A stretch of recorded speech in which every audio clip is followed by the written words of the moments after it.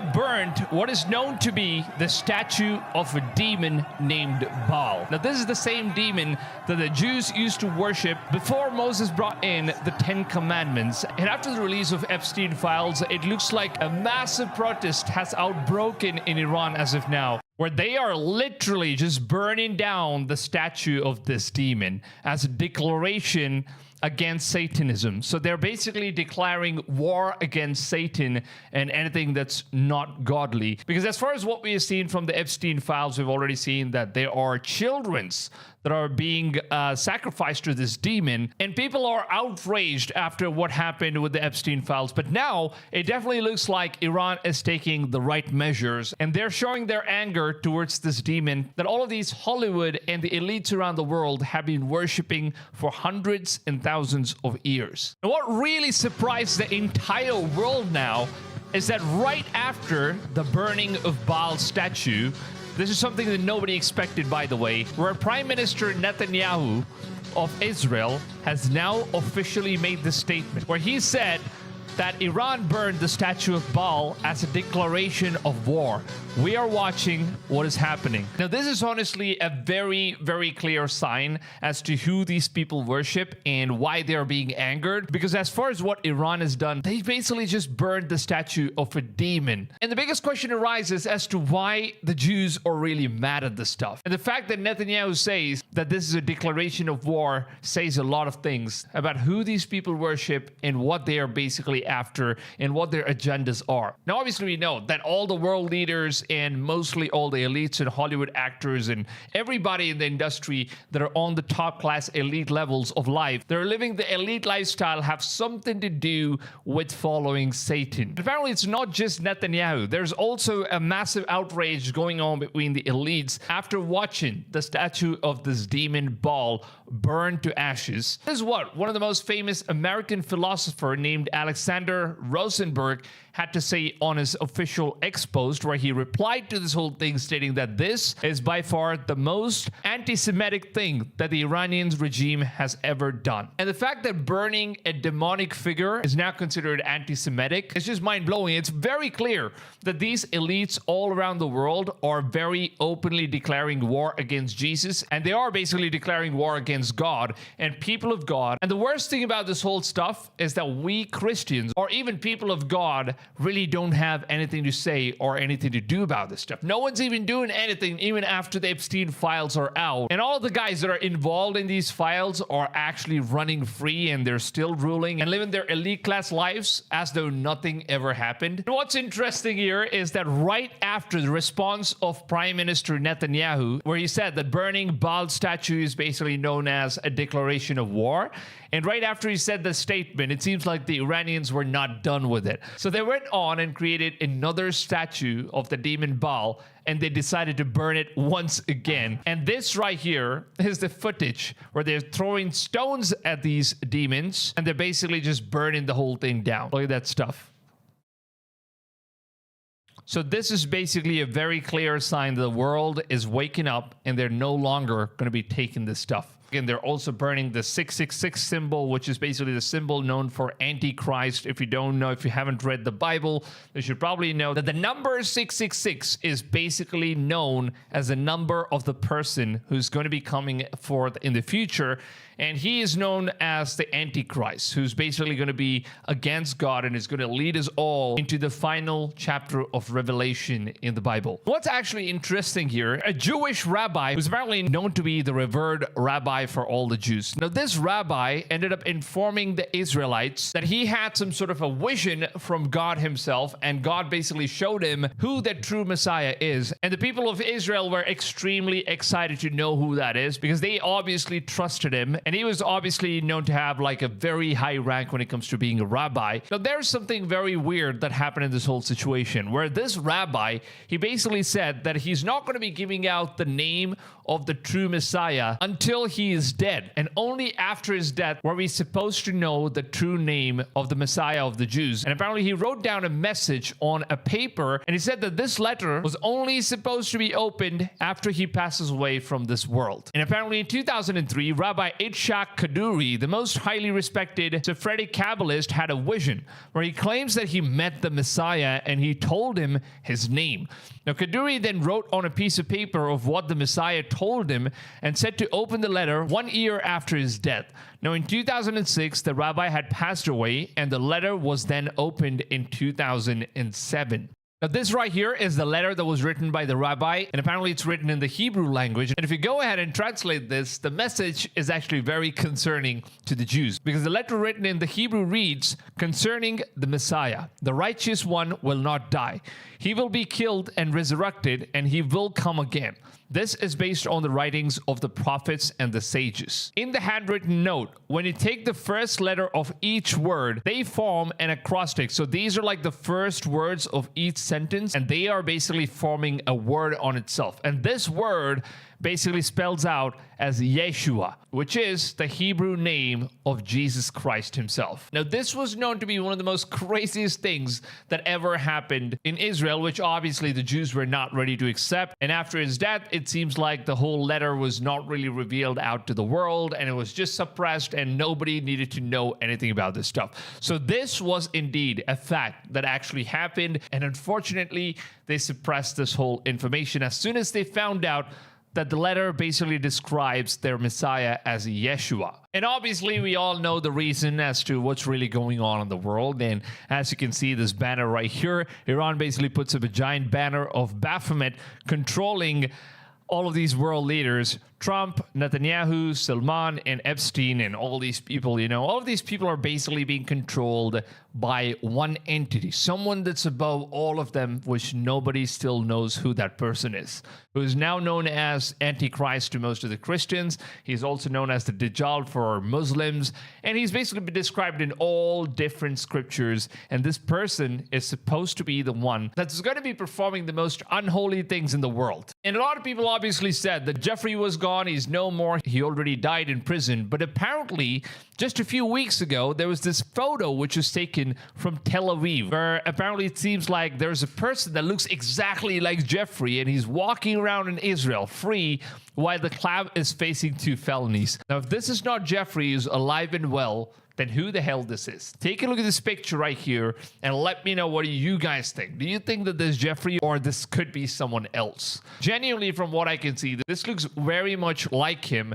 And obviously, I don't believe that, that a person with such influence who's been controlling the entire world and all of its leaders and all the elites is basically just going to disappear out of nowhere. I genuinely cannot believe this stuff, and I think he has a lot more influence to very easily get out of the situation and put someone else in his place and basically let the world know that he's already dead. Now, genuinely, that's what I personally believe, and I genuinely want to know what your opinions are, so let me know down below in the comments. And what do you guys think about burning the statue of Baal, the Baphomet, who's also known as the demon, who's known to be the enemy of Jesus Christ himself? Flames rise in Tehran as a horned figure burns in the heart of revolution rallies. Why were statues of the ancient deity Baal set alight across Iran? From biblical symbolism to modern conspiracy theories, this fiery spectacle is about far more than history.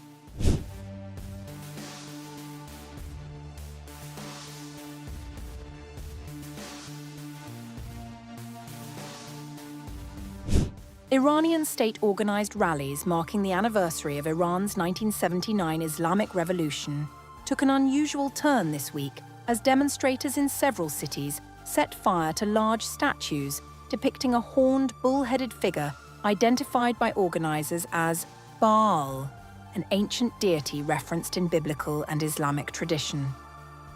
According to Iranian media, the coordinated burnings were framed as a symbolic protest against what organizers described as moral corruption in the West. Some of the events were reported to have taken place simultaneously in different cities. Images circulated online showed a towering bull-headed effigy engulfed in flames in Tehran's Azadi Square. In some instances, the displays included additional imagery, such as the number 666, and references to US President Donald Trump. Participants were heard chanting "Death to Israel" and "Death to America," slogans commonly heard at official anniversary gatherings. Iranian news agency Mehr described the effigy as the idol of Baal, portraying it as a false god associated with deviation from monotheism. Online speculation linked Epstein to ancient deities such as Baal or Moloch, figures that in some traditions are associated with child sacrifice. Iranian organizers described the statue burning as a symbolic act intended to draw attention to alleged corruption in Western political and financial systems. The anniversary events themselves included the usual displays of anti-US and anti-Israel rhetoric, flag burnings and speeches emphasizing resistance to foreign pressure. State media framed the effigy burnings as a message from Tehran to the wider world. However, the symbolism sparked debate within Iran. Some clerics reportedly expressed concern about invoking imagery tied to ancient deities, while online users questioned whether the act risked unintended religious connotations.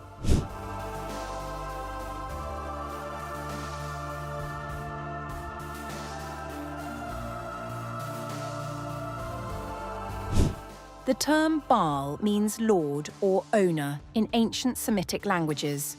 In the ancient Near East, particularly among Canaanite peoples, Baal was worshipped as a fertility and storm deity, often referred to as the Lord of Rain and Dew. Archaeological discoveries at Ugarit, in northwestern Syria in 1928, revealed tablets describing Baal as a warrior god, with Mount Zaphon, believed to be present-day Jebel Akra on the Syria-Turkey border, identified as his mythological home. In Jewish, Christian and Islamic texts, Baal is depicted as a false deity and rival to monotheistic worship. The Hebrew Bible presents him as a central rival to Yahweh, particularly during the reign of King Ahab and Queen Jezebel. In the New Testament, the name Beelzebub, linked to Baalzebub, appears in references to Satan. Scholars continue to debate the extent of evidence for child sacrifice in parts of the ancient Levant, with interpretations varying widely. In modern Iran, the reappearance of Baal as a symbol reflects less a historical argument and more a contemporary political message, one shaped by ideology, religious imagery, and global conspiracy. President Trump and Israeli Prime Minister Netanyahu met at the White House. Demonstrations unfolded in Iran. Across the capital of Tehran, large groups gathered to mark the anniversary of the Islamic Revolution. Many chanted "Death to America" and "Death to Israel" as they walked over and burned the flags of both countries.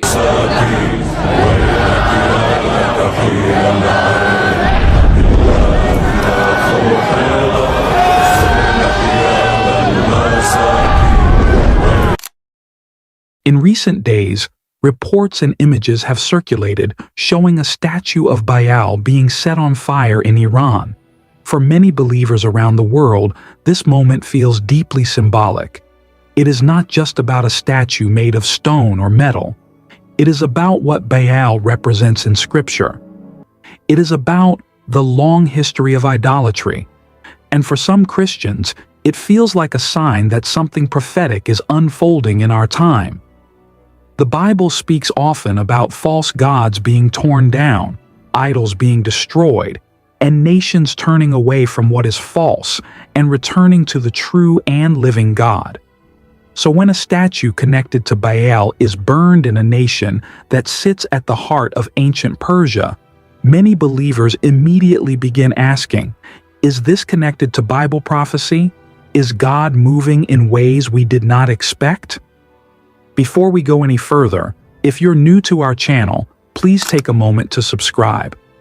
We are committed to sharing calm, simple, and faith-filled reflections on biblical prophecy.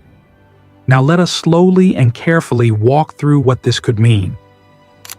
To understand why the burning of a statue of Baal matters to Christians, we must first understand who Baal was. In the Old Testament, Baal was not just one specific idol, but a title used for false gods worshipped in the ancient Near East, especially among the Canaanites. The word Baal simply means Lord or Master. But in Scripture, Baal becomes the name of a powerful symbol of rebellion against the God of Israel. The people of Israel were repeatedly tempted to worship Baal instead of the Lord. The Israelites did evil in the eyes of the Lord and served the Baals. They forsook the Lord, the God of their ancestors, who had brought them out of Egypt. Judges chapter 2, verse 11 to 12. Baal worship often involved rituals, immorality, and even child sacrifice in some periods. It was not just false worship, it was a direct rejection of the covenant relationship God had established with his people. One of the most dramatic confrontations with Baal worship took place during the time of the prophet Elijah. On Mount Carmel, the prophet Elijah stood alone against 450 prophets of Baal. This story is found in 1 Kings chapter 18. Elijah challenged them to call upon their God to send fire from heaven. They cried out all day. They danced. They shouted. But nothing happened. Then Elijah prayed a simple prayer to the Lord, and fire fell from heaven, consuming the sacrifice, the wood, the stones, and even the water around it. When all the people saw this, they fell prostrate and cried, "The Lord, He is God! The Lord, He is God!" 1 Kings chapter 18, verse 39. This moment was not just about fire. It was about truth. It was about the exposure of false worship. Baal could not answer because Baal was not real. Only the Lord is God. When believers today see an image of a statue of Baal being burned, many remember that story. They remember that idols fall. They remember that false gods cannot stand forever. Iran today is the modern nation that sits on the land once known as Persia. Persia plays a very important role in biblical prophecy and history. In the Old Testament, Persia was the empire that allowed the Jewish people to return to Jerusalem after exile.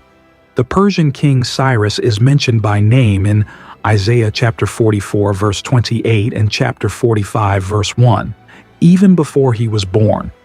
God called him my shepherd and my anointed because he would allow the rebuilding of Jerusalem and the temple. This shows us something important. God is not limited to one nation. He moves through nations. He raises kings. He directs history. Persia, or modern-day Iran, has always stood at a crossroads of biblical events. The book of Daniel also speaks about the Medo-Persian Empire as part of the prophetic vision of world empires. So when something symbolic happens in Iran connected to a biblical figure like Baal, believers naturally pay attention. In Scripture, the destruction of idols is often a sign of repentance or judgment. In 2 Kings chapter 23, King Josiah led a spiritual reform in Judah. He destroyed the high places, broke down altars to Baal, and burned objects used in idol worship. The Bible describes how he cleansed the land from false worship. Burning an idol is not just an act of protest. In biblical language, it represents rejection. It represents a turning away from what is false. And the idols will totally disappear. Isaiah chapter 2 verse 18. This verse points to a future time when idolatry will finally be removed from the earth. Many Christians believe we are living in a season where old systems, false ideologies, and spiritual strongholds are being shaken. When a statue of Baal is burned in a region tied to ancient prophecy, some believers see it as a reminder that idols do not have the final word. We must be careful not to rush to conclusions. The Bible teaches us to be watchful, but also wise. Not every event is a direct fulfillment of prophecy. Yet at the same time, Jesus told us in Matthew, "Keep watch." Matthew chapter 24, verse 42. Could this event be symbolic of a spiritual shift? Could it be a reminder that the spirit of Baal, meaning false worship and rebellion against God, will ultimately fall? In many parts of the Middle East, reports have circulated for years about people encountering Jesus in dreams and visions. Some say that hearts are quietly turning to Christ even in places where Christianity is restricted. If that is happening, then the burning of a Baal statue becomes even more meaningful. It becomes a picture of something deeper, of spiritual hunger and of a rejection of what is empty. Baal in the Bible represented more than a statue. It represented trusting in power, fertility, wealth, and control instead of trusting in God. In our modern world, Baal may not appear as a carved idol, but the spirit behind it still exists. Whenever society replaces God with money, fame, politics, or human strength, that same ancient temptation returns. The Apostle Paul wrote in 1 Corinthians, "Therefore, my dear friends, flee from idolatry." 1 Corinthians chapter 10, verse 14. Idolatry is not only bowing before a statue, it is placing anything above God in our hearts. So perhaps the burning of a Baal statue in Iran is also a message to the global church. It reminds us to examine our own hearts. Have we allowed modern idols to take God's place? The Bible speaks about nations in the last days. Ezekiel chapter 38 mentions Persia by name as part of future events. Many prophecy teachers connect Persia to modern Iran. While interpretations differ, one thing is clear: God sees the nations. He is not surprised by what happens in Iran, Israel, or anywhere else. For dominion belongs to the Lord, and He rules over the nations. Psalm chapter 22, verse 28. If a statue of Baal is burned in Iran, it does not mean chaos is winning. It means history is still in God's hands. He is moving, even when we do not fully understand how. Instead of reacting with panic, we should pray for Iran. Pray for the people. Pray that truth would spread. Pray that hearts would encounter Jesus. If idols are being burned physically, may spiritual idols also fall. If statues are destroyed, may strongholds in the heart be broken. We must remain calm. We must remain rooted in Scripture. And we must avoid extreme speculation. But we should not ignore the times either. When something connected to Baal appears in the headlines, especially in a land deeply tied to biblical prophecy, it invites reflection.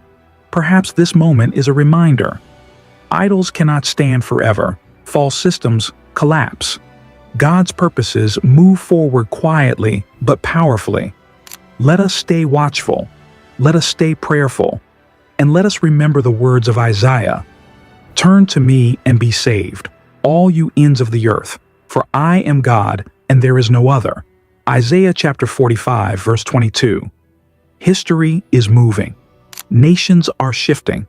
Statues may burn, but the word of God remains, and no idol, ancient or modern, can withstand the fire of His truth.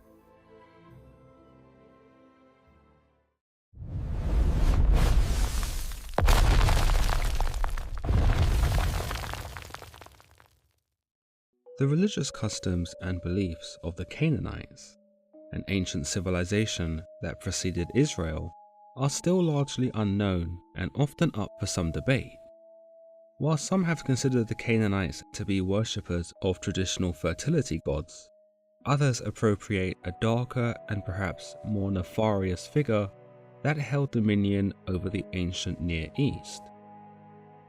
Meanwhile, the people who became the Israelites appear to have developed faith in a God who lived in the wilderness, or as more commonly believed, lived everywhere. It was this God that Abraham sealed the covenant with, and it was this God that Moses was tasked by to bring the Hebrews out of Egypt. Believers of today would view him as the God, and most importantly for them, the only God. It was this god that watched over the early Israelites and accompanied them on their journey through the desert, protecting them, feeding them, and comforting them when needed. It was he who guided them to the promised land of Canaan, which is where the early Israelites would have been miffed to discover that another deity already presided there, one the Canaanites called Baal or Baal. Baal or Baal, whose name was thought to mean owner or lord, was worshipped by the Canaanites as a fertility god, and was perhaps one of the most important gods in their pantheon, as well as the prince or lord of the earth itself. Amongst this grand title, he was also thought to be the bringer of rain and dew, that which promoted his stance as a fertility god, as he provided moisture for the fertile lands of Canaan, allowing for sustenance for his followers. In other tellings, he was also regarded as a storm god, and closely associated with the Mesopotamian god Hadad, who was also a storm and fertility god, and a deity who was not to be reckoned with. It has since been suggested that as the cult of Hadad grew in popularity, his name was thought of as too holy to even be mentioned by mere mortals, and so the Baal, or Lord, was introduced, which may suggest why the two were frequently associated. Yet Hadad and Baal appear to be two distinct entities, at least by the first millennium. The name Baal, with an accent over the A, is thought to have derived from Greek, and the term appears in the New Testament and the Septuagint. Meanwhile, its Latinized form without the accent appears in the Vulgate. In both cases, the biblical sense around Baal is that he was a false god. Meanwhile, in the traditional Semitic languages, the name appears with the apostrophe between the A's, and reads Baal, which is thought to signify the word owner, lord, or even husband. In various ancient communities, the term Baalim was also thought to be the pluralized form of Baal, suggesting that there were multiple deities of the same name, or that Baal could take on multiple individual forms at once. Various cognates of the word also include the Amharic Baal, the Akkadian Belu or Bel, and the Arabic Baal, which can serve as names for various Mesopotamian gods, or serve as words that indicate ownership or possession. There is also the feminine form Baalah, which in Hebrew and Arabic can mean the lady of the house, or a rare form for the word wife. The word Baal, when used as a title to mean lord, was also thought to be synonymous with the Hebraic word Adon, also meaning lord, or Adonai, meaning my lord. Today, it is still used in various communities as an alias for the Lord of Israel, Yahweh, or the name of God. According to some scholars, by this translation, the early Hebrews may have used Baal to identify Yahweh, where the name had less of a stigma attached to it. We can also see the name Baal used in various biblical names, including Judge Gideon, who was also known as Jerubbaal, or Saul's son Eshbaal. So with this, there has stemmed an idea that Yahweh and the Canaanite Baal were one in the same, but there is little evidence to really support this, and the connection proposed between the two might purely be coincidental. Another idea is that by the 9th century before the Common Era, when Jezebel introduced Israel to her Baal and encouraged them to neglect Yahweh, the Israelites came to resent the name, and as the struggle between Yahweh and Baal intensified, the name Baal was abandoned by the Israelites, and even became the congenial of shame. In fact, the aforementioned name of Jerubbaal and Eshbaal were thought to have been replaced because of this, to Jerubbesheth and Ishbosheth respectively, Bosheth meaning shame. What we know of the personality and function of Baal comes less so from the Bible and more so from the original tablets that were uncovered in the ancient city of Ugair in modern-day Syria, which date back to the 2nd millennium before the Common Era. The tablets speak mainly of the fertility in which the deity of the Canaanites promoted, and that Baal was locked in an internal conflict with Mot, the god of death and sterility, quite literally the antithesis of himself. The narrative seems to tell us that the fruitfulness of crops was dependent on a 7-year cycle, and that man could expect either 7 years of good harvest or 7 years of drought and famine. This cycle was determined by whether Baal or Mot were victorious in their confrontation, suggesting that both were of equal power, and that both had a chance of victory.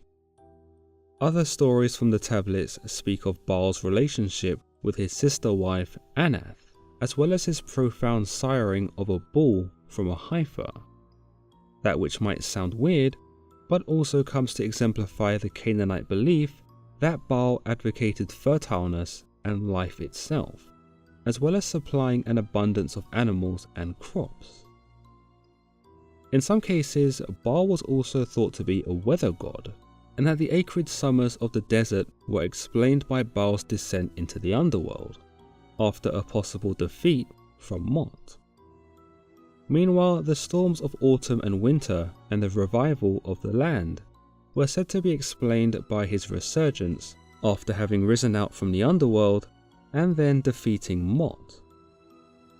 But Baal doesn't appear to have simply existed from the dawn of time as the dominant authority, but instead was thought to have seized his position by usurping the other gods. In some myths, Baal is seen to overtake his father El, the king of the gods, and he is seen to have a most glorious temple built for him by the other gods in Ugarit, perhaps a sign of their subservience to him in his gradual rise to power. In some cases, Baal is also seen as the son of Dagon, another god of crops and fertility. It's also thought that the Canaanites' dependence on the rain for survival saw them pray more and more in favor of a weather god like Baal, and so before long, El was considered less important than that of Baal, a god who literally brought them what they needed to survive. We see Baal in another adversarial relationship similar to that of Mot, and that is with the god Yam of the sea, he who was thought to either take on the form of a serpent or who summoned the serpent Lotan to fight Baal, that which became something of an equivalency to the biblical Leviathan. After his victory over Yam, or Lotan, Baal would be regarded by the Canaanites and the Phoenicians as a patron god of sailors, and was thought to bring protection to those who had braved the waters. Worship of Baal would spread to Egypt, and further throughout the Mediterranean after the Phoenician colonization in the 1st millennium before the Common Era. It is here that, depending on the region, he would begin to be called upon by many different names and epithets that vastly differed in both behavior and importance. But amongst the regions where he was celebrated and worshipped, he was regarded as the mightiest of the heroes, the most powerful one, and generally an undisputed deity. Phoenician inscriptions also refer to him as winged Baal, suggesting his ability to fly and or his possession of wings, as well as Baal of the arrows, suggesting his choice of weapon. In some portrayals, he is seen as a man with the head and horns of a bull, which is also noted in some biblical accounts. He is sometimes depicted as holding a lightning bolt in his right hand, that which he raises above his head to demonstrate his control over the weather and his more destructive nature as a storm god. He is also seen to be seated upon a throne, furthermore suggesting his position as the king of all gods by the Canaanites. Some have even drawn similarities between Baal and the Greek god Zeus, both of whom are famous for their lightning bolts, and sit at the top of their respective pantheons. But where does Baal fit into the narrative of the Bible? As you might imagine, his power as a storm god as described by the Canaanites is much less touched upon, and the significance of his power as a fertility god is perhaps entirely absent. Instead, Baal is vilified in the Bible on virtually all of his mentions, and in fact, he doesn't actually seem to appear, but is instead poised in some instances as not even existing. In this, Baal becomes something of a delusion of the Canaanites and all who follow him, and more often than not, Baal and his worshippers are thwarted, if not portrayed as something vile and detestable. We see this firstly in Judges 2, where after God has helped Joshua and his people take the promised land, a new generation who was ignorant of their sacrifices grew up.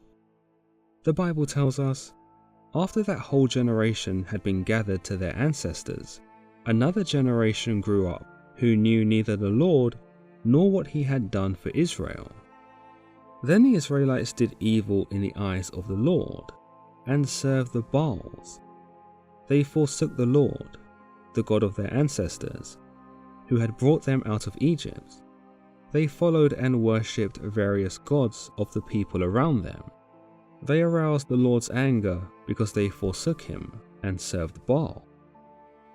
Evidently, we can see that the ignorance of this particular generation led to a lack of faith in God, and that they were lured away by the appeals of Baal and the other gods, which may have appeared to have been more tangible.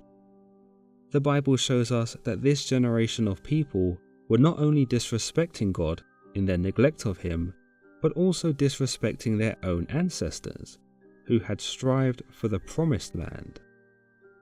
They do not appreciate the hardships of those who came before them, and are painted as insolent and even ungrateful for what they have now. The Bible tells us here that God becomes angry with this attitude, particularly their forsaking of him in favor of Baal, a god who had in essence done nothing to assist their advancement upon the land. To punish them, the Bible tells us, in his anger against Israel, the Lord gave them into the hands of the raiders who plundered them. He sold them into the hands of their enemies all around, whom they were no longer able to resist. Whenever Israel went out to fight, the hand of the Lord was against them to defeat them, just as he had sworn to them. They were in great distress. This goes to show believers the magnitude of God's anger when one abandons him in favor of other gods, and that his anger is utterly relentless. It warns believers that they should not idolize other deities, and that if they should turn their back on him in favor of another, they will pay for it and find themselves, as the Israelites did, in great distress. The chapter then comes to tell us of 11 judges who God raises to save Israel from the raiders. Each judge comes and lives amongst several generations of the Israelites, and whilst they are alive, Israel comes to reconcile with God and to rectify their ways. Yet whenever one of these judges passes away, Israel return to their worship of Baal and the other gods, that which the Lord became furious with. We are told, "Then the Lord raised up judges, who saved them out of the hands of these raiders. Yet they would not listen to their judges, but prostituted themselves to other gods and worshipped them. They quickly turned from the ways of their ancestors who had been obedient to the Lord's commands. Whenever the Lord raised up a judge for them, he was with the judge, and saved them out of the hands of their enemies as long as the judge lived. For the Lord relented because of their groaning under those who oppressed and afflicted them. The people returned to ways even more corrupt than those of their ancestors, following other gods and serving and worshipping them. They refused to give up their evil practices and stubborn ways. We understand that the Israelites would continue to worship Baal for 7 years before they began to realize that their prayers to their new god were not being answered. Whilst Baal might have brought the rain in the eyes of these Israelites, he did not offer them protection from the Midianites, those who were an oppressive people who harassed Israel so badly that many were forced to flee into the mountains. The Bible tells us that this was God's doing, and that he handed the Israelites over to the Midianites to do with as they pleased, for the Israelites no longer believed in him anyway. We also see that the Israelites come to realize that Baal is not helping them, and that they were wrong to turn their back on God, for he would never have allowed this to happen to them. The Bible tells us, the Israelites did evil in the eyes of the Lord, and for 7 years he gave them into the hands of the Midianites. Because the power of Midian was so oppressive, the Israelites prepared shelters for themselves in mountain clefts, caves, and strongholds. Whenever the Israelites planted their crops, the Midianites, Amalekites, and other eastern people invaded the country. They camped on the land and ruined the crops all the way to Gaza, and did not spare a living thing for Israel, neither sheep nor cattle nor donkeys. They came up with their livestock and their tents like swarms of locusts. It was impossible to count them or their camels. They invaded the land to ravage it. Midian so impoverished the Israelites that they cried out to the Lord for help. With this, God does come to the aid of the Israelites by sending them a prophet in the form of Gideon. Gideon tells them of why they have been suffering in the way that they have, but his words do not appear to move the Israelites to make any significant changes in spite of their circumstances. So God instructs Gideon to take a more drastic step, to destroy the altar of Baal. We are told, the Lord said to him, "Take the second bull from your father's herd, the one 7 years old. Tear down your father's altar to Baal, and cut down the Asherah pole beside it. Then build a proper kind of altar to the Lord your God on the top of this height. Using the wood of the Asherah pole that you cut down, offer the second bull as a burnt offering." So here we have one of the first instances of conflict between God and Baal. Whilst the two do not personally duke it out by any means, it can be said that God worked through Gideon to strike first blood upon Baal by destroying his altar, that which was symbolic for God destroying Baal. It might also be said that because Baal was often depicted as having a bull's head, Gideon burning the bull as an offering is symbolic for him burning Baal and removing him from Israel, or perhaps sacrificing Baal in favor of the more powerful God. When the people learned of the destruction of the altar, they were peeved to say the least. Despite everything they had endured from the Midianites, many were still unwilling to relinquish their worship of Baal, and sought instead to punish Gideon for demolishing that which was sacred to them. But Joash, Gideon's father, comes to his son's defense and tells the mob who had gathered to punish Gideon, "Are you going to plead Baal's cause? Are you trying to save him? Whoever fights for him shall be put to death by morning. If Baal really is a god, he can defend himself when someone breaks down his altar." So because Gideon broke down Baal's altar, they gave him the name Jerubbaal that day, saying, "Let Baal contend with him." So here we see Joash pointing out that if Baal is so powerful, then Baal himself will punish Gideon for what he has done, much like how God had punished them by delivering them to the Midianites. We also learn that because of his actions, the Baal worshippers named Gideon Jerubbaal, meaning "let Baal contend with him," suggesting that they heeded Joash's words and left Gideon be, probably in hopes that Baal would strike him in more painful ways than they could themselves. But what ends up happening is that Gideon is chosen by God to lead several armies against the Midianite forces, and against all odds, manages to defeat them by following all of the Lord's commands and remaining faithful to him. Gideon proceeds to rout out the last of the non-believers and those who challenge him and God before single-handedly restoring peace upon Israel and placing it back in the graces of God. The Israelites renounce their worship of Baal, and God is held once more as the only being who is worshipped amongst the community. The Bible tells us that there was peace in the land for over 40 years, as a result of the reconciliation between Israel and God.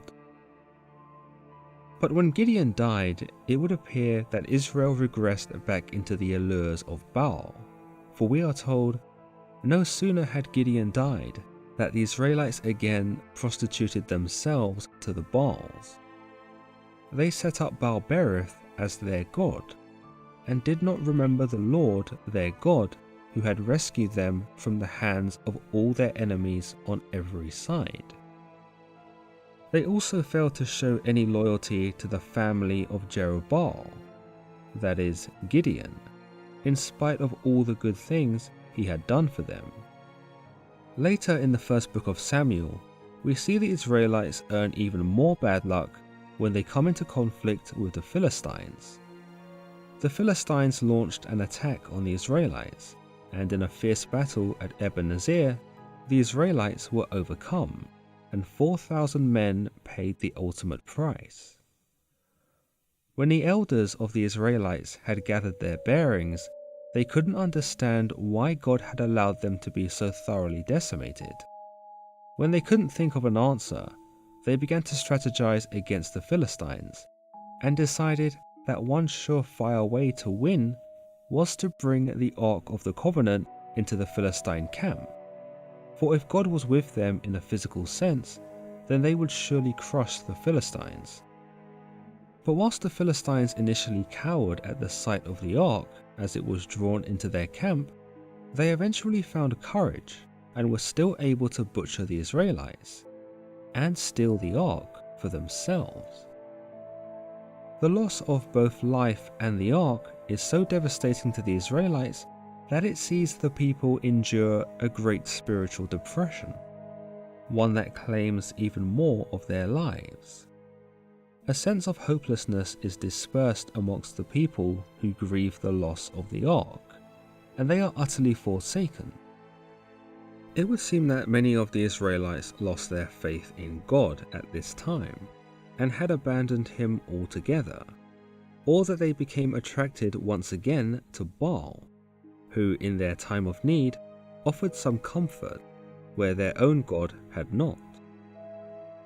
But the Philistines begin to suffer from a series of calamities, and after several devastations, they deem that the Ark is responsible and seek to send it back to the Israelites. With the return of the Ark, the Israelites rejoice, and their faith in God is re-established.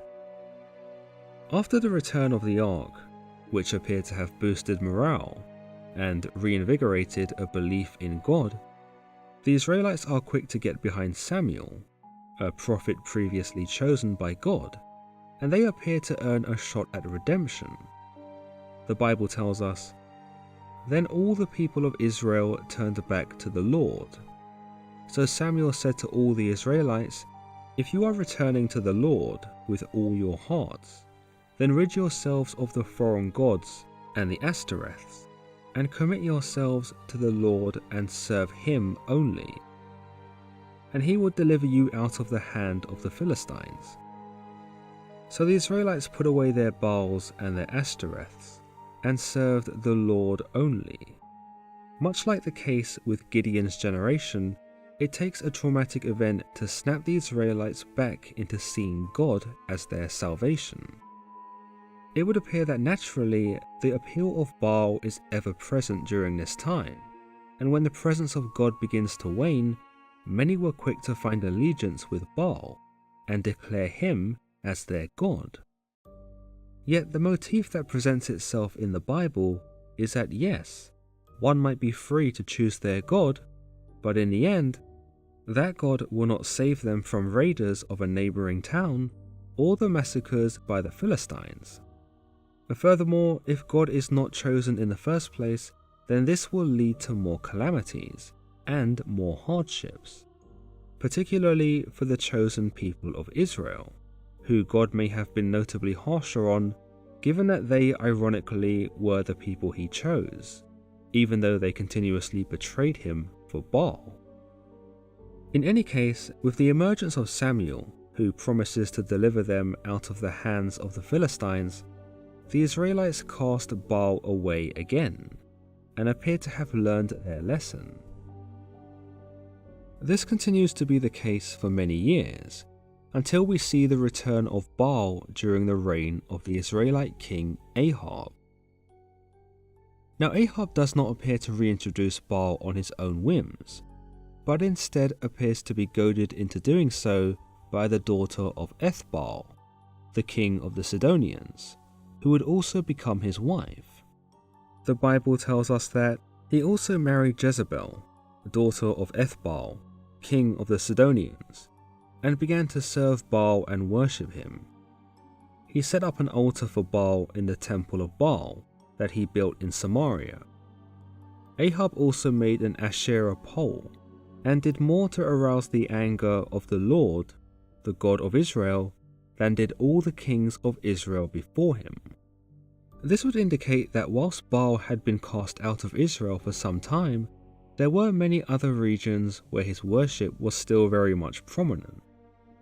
Some might say here that Ahab becomes seduced by not just his wife, but by the idea of Baal, and like the Israelites before him, he angers God in his decision to pay homage to him instead.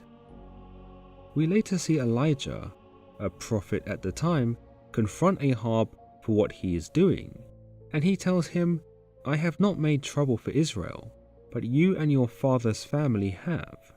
You have abandoned the Lord's commands and have followed the Baals. Now summon the people from all over Israel to meet me on Mount Carmel, and bring the 450 prophets of Baal and the 400 prophets of Asherah, who eat at Jezebel's table." Here we see Elijah proceed to demonstrate to Ahab and the rest of the Israelites who is the most powerful between God and Baal. Ahab gathers the 450 prophets of Baal and meets Elijah atop Mount Carmel, where they proceed to engage in a contest of which God is more powerful. The contest is stipulated by Elijah, who declares that each side will prepare a bull to be sacrificed, but that the participants are not allowed to light the sacrificial fire themselves. That part would need to be conducted by God or Baal, and whichever of their gods created a bigger blaze of flames would be declared the winner. Elijah also allows the prophets of Baal to go first, and after they have prepared their sacrifice, they spend all day calling upon Baal to light it for them. No matter how hard they beckon or how hard they pray, Baal does not answer them, and their sacrifice remains unlit. Even as the prophets begin to dance around the sacrifice and conduct ritual upon ritual, Baal remains silent.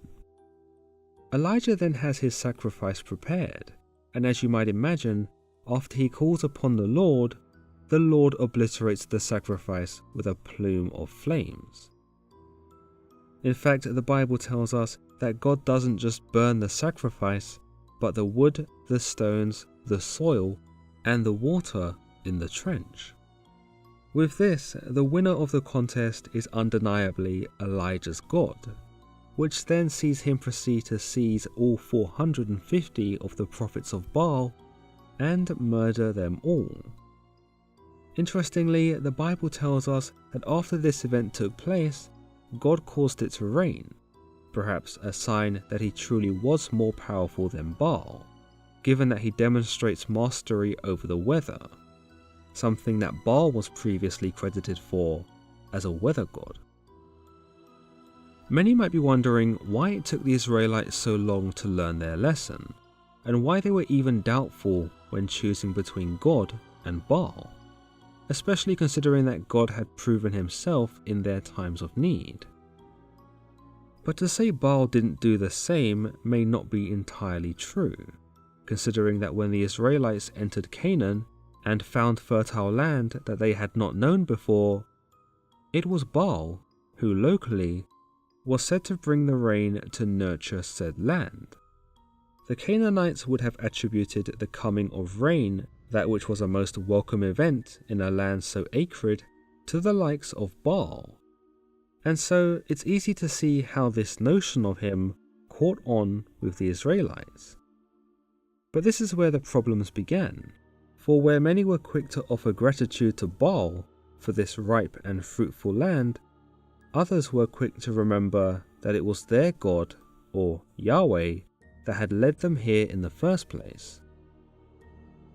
This created not just a divide between the Israelites and the Canaanites, but a divide within the Israelite community itself.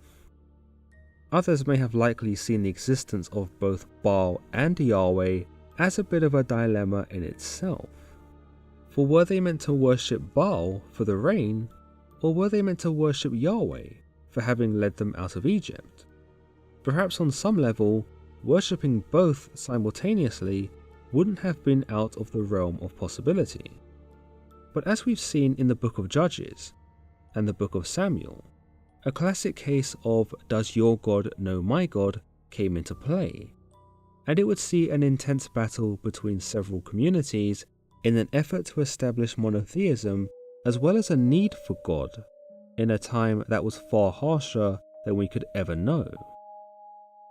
It can be said that the plight of the Israelites during this time can be reflected today amongst believers in their own faith. For whilst they likely don't deliberate between serving God and Baal, they might find themselves struggling to serve God alone, and may find themselves succumbing to idolization of other possessions, relationships, money, or even other gods.